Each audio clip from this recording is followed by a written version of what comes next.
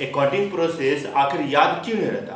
आज मैं class 11 accounts का पूरे अकाउंटिंग साइकिल सिर्फ वेजिटेबल बिरयानी एग्जाम्पल से समझाने जा रहा हूँ। इस वीडियो को देखने के बाद अकाउंटिंग प्रोसेस हमेशा के लिए याद रखोगे। अकाउंटिंग प्रोसेस के बारे में आपको पहले अकाउंटिंग प्रोसेस अकाउंट के हिसाब से हम यहाँ पे समझा देते हैं, उसके बाद फिर हम लोग वेजिटेबल बिरयानी प्रोसेस से समझाएंगे।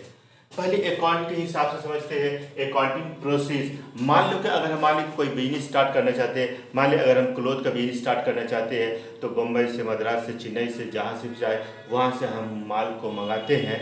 तो वहाँ से माल लाना है तो सबसे पहले हमारा होता आइडेंटिफिकेशन, पहचान, यानी कि जो हम कपड़ा खरीद रहे हैं उसका पहचान करते हैं कौन सा ब्रांड का है, ये ब्रांड का अच्छा ब्रांड का है कि नहीं। अरे घटिया ब्रांड के लिए आएंगे तब तो मेरा बिजनेस चौपट, पता चला कि बिक ही नहीं रहा, माल रखा रखा ऐसे सड़ गल रहा है।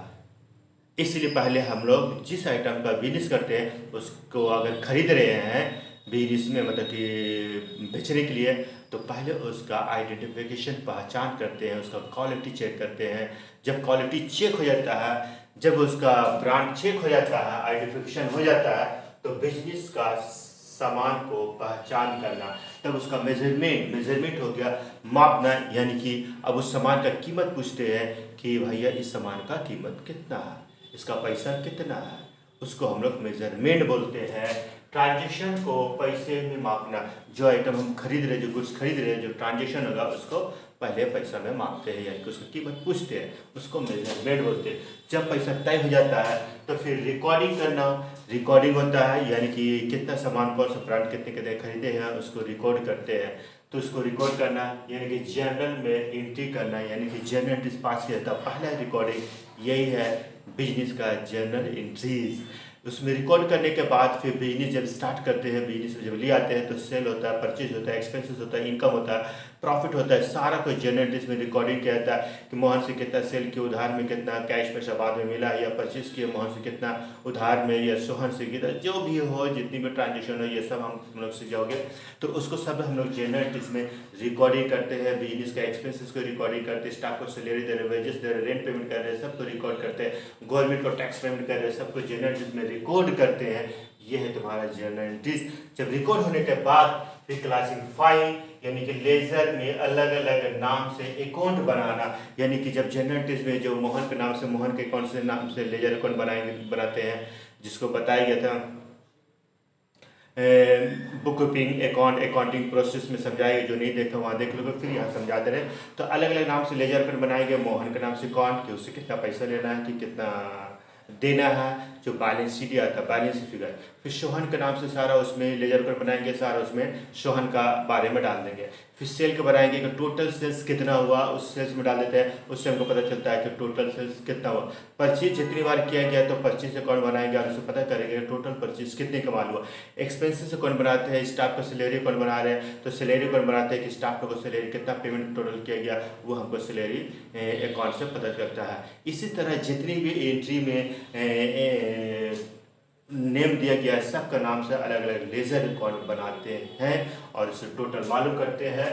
जब लेजर अकाउंट बन जाता है फिर उसके बाद समराइजिंग होता है कि उसको छोटा से छोटा करना। तो लेजर अकाउंट से ट्रायल बैलेंस बनता है, जिससे मोहन के नाम से अकाउंट बनाया तो ट्रायल बैलेंस में मोहन अकाउंट, टोटल मोहन से इतना पैसा लेना है, सोहन अकाउंट टोटल इतना सोहन को पैसा देना, ट्रायल बैलेंस में डालते हैं। सेल्स अकाउंट उठाते हैं और लिख देते हैं टोटल सेल्स इतने का हुआ। परचेज अकाउंट लेजर अकाउंट से उठाए, लिख दिया परचेज अकाउंट में कि इतना टोटल परचेज किया गया। सैलरी अकाउंट उठाए, लिख दिया सैलरी के नाम से कि टोटल इतना सैलरी पेमेंट किया गया। वेजेस लेते हैं और लिख देते हैं वेजेस टोटल इतना पेमेंट किया गया, वो हमारा ट्रायल बैलेंस बनता है। और डेबिट क्रेडिट इक्वल होता है और ट्रायल बैलेंस से फाइनल अकाउंट बिजनेस बनता है, जिसको trading account, profit and loss account और बैलेंस शीट बनाना।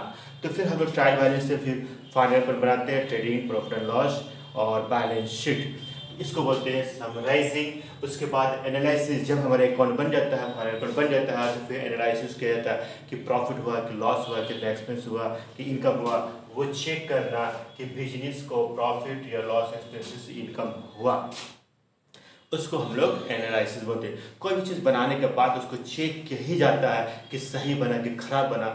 उसी तरह से यहाँ पर अकाउंट जो फाइनल अकाउंट बनता है तो चेक किया जाता है। जब चेक हो जाता है तो उसका इंटरप्रिटेशन यानी फाइनेंशियल रिजल्ट निकालना यानी प्रॉफिट या लॉस।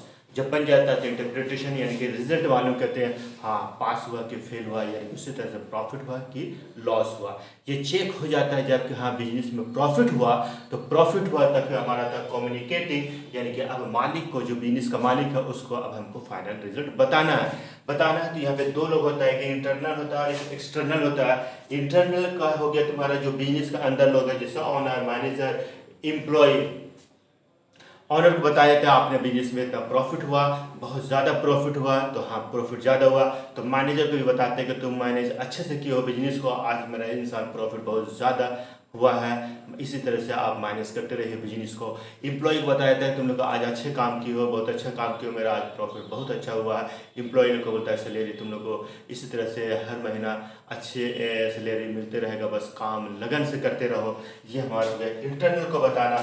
फिर एक्सटर्नल में आता है, जैसे बैंक हो गया, सप्लायर हो गया, और भी इसमें आता है, इंश्योरेंस आता है, बैंक गवर्नमेंट आ जाता है इसमें, फिर इन्वेस्टर आ जाता है।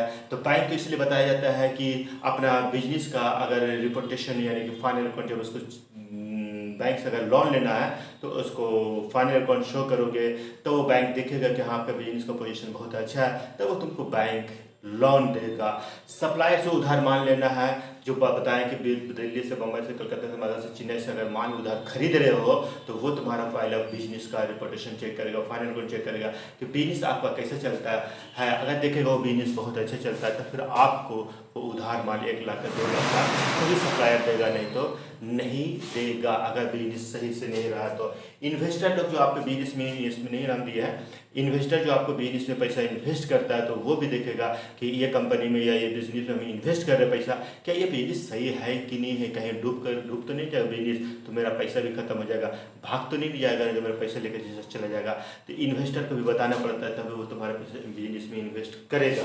ये है तुम्हारा कम्युनिकेटिंग, इसी को बोलते हैं प्रोसेस, अकाउंटिंग प्रोसेस चार्ट।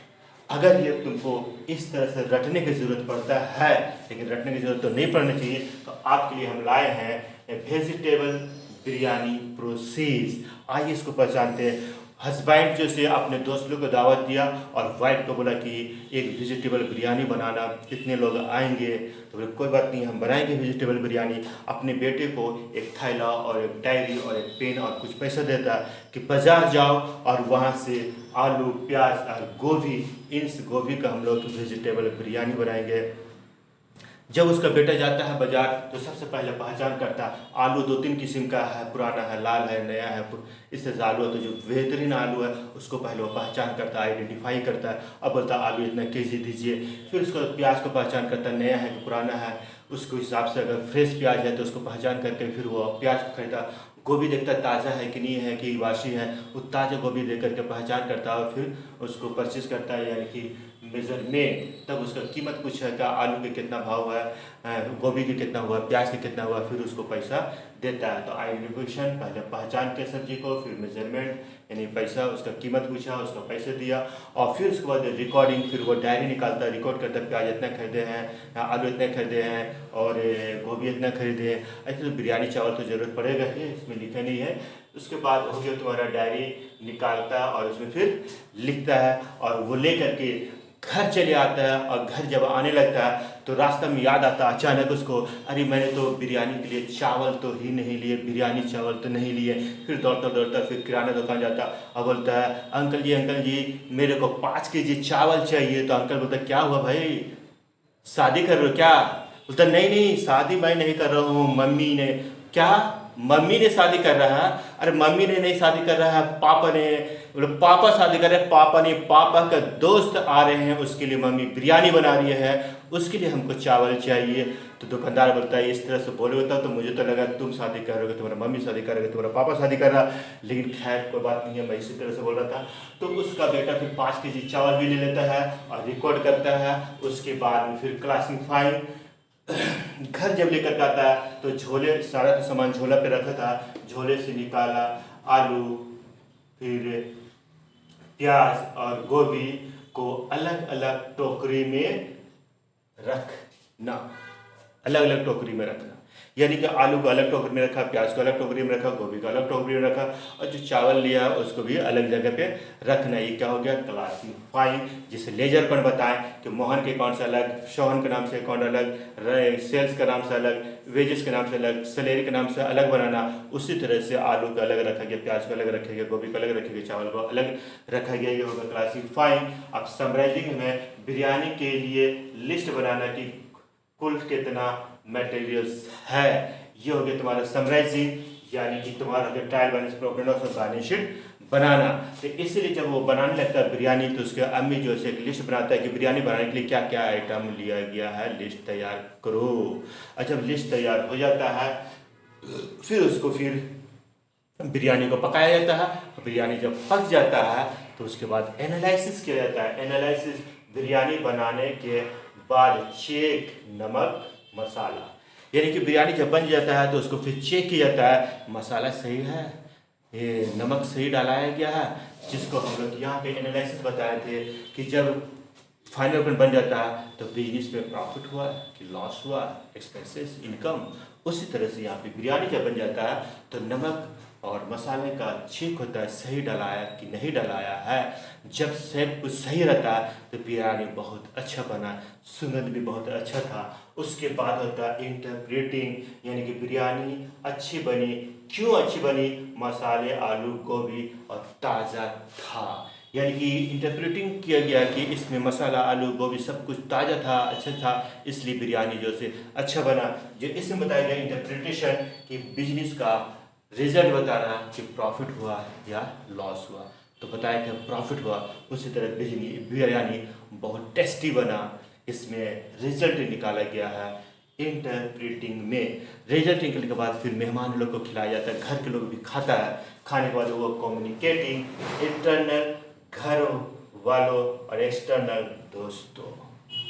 अब घर वाले लोग खाता है तो भैया टेस्टिंग अच्छा लगता है, और उन लोग बोलता है देखो भाई मेरे बिरयानी खाओ, घर वालों को भी खिलाता है और दोस्तों को खिलाता है, मेरी बिरयानी देखो कितना टेस्टी मेरी बनाई है, खाओ और चेक करो। तो फिर यहाँ पर ही बताया गया इंटरनल ऑनर, मैनेजर, एम्प्लॉय को बताना पड़ता है कि बिजनेस का तुम अगर अच्छे काम किए हो तो प्रॉफिट अच्छा हुआ है। उसी तरह यहाँ पे घर लोग को बिरयानी दिया जाता है खिलाने के लिए। फिर एक्सटर्नल दोस्तों को लिए दिया जाता है। दोस्तों को अगर देखा जाए तो समझो कि कोई बैंक वाला है, तो कोई इन्वेस्टर है, तो कोई सप्लायर है, उन लोगों को समझो कोई दोस्त था, उन लोगों को दावत दिया गया। तो बैंक वाला बोलता है कि हाँ हमसे लोन लेना, अच्छा से बिरयानी बनाना, लो चावल लेना, चावल लेना, आलू लेना, प्याज लेना, उसके लिए लोन दे दिया गया। फिर जो चावल वाला दुकानदार था वो बोला कि मेरे पास से उधार चावल ले लेना, सब्जी वाला बोला कि मेरे पास से उधार लेना, सप्लायर हो गया। इस तरह से एक्सटर्नल लोग है। मेरे ख्याल से आपको वेजिटेबल बिरयानी का प्रोसेस समझ में आ गया होगा। इसी तरह से और भी आपको अगर रियल लाइफ एग्जाम्पल बेसिस पे चाहिए तो हम हर वीडियो आपको रियल लाइफ बेसिस पे हर टॉपिक को लाएंगे, जिसमें आपको रटने का ज़रूरत नहीं पड़ेगा। अकाउंट्स इतना इजी कर देंगे, अकाउंट्स को पढ़िएगा। मेरे चैनल को सब्सक्राइब कीजिए, कमेंट कीजिए।